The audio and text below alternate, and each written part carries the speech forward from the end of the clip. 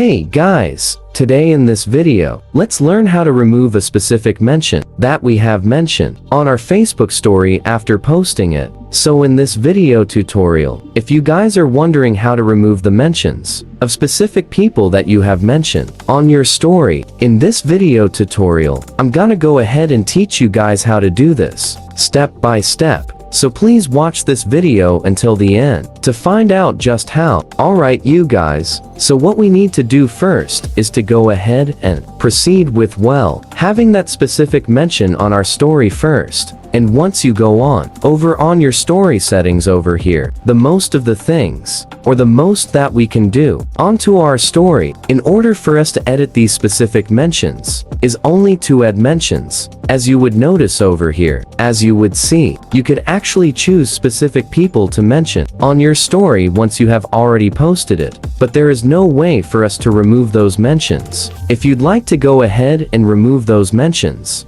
the best thing that we could do is to go ahead and delete the story, another one without any of those mentions, or any of those people you wouldn't like to mention. Now, that is all for this video. Thank you boys for watching. Please like this video and subscribe as well if you guys learned something, and I'll see you guys on the next video.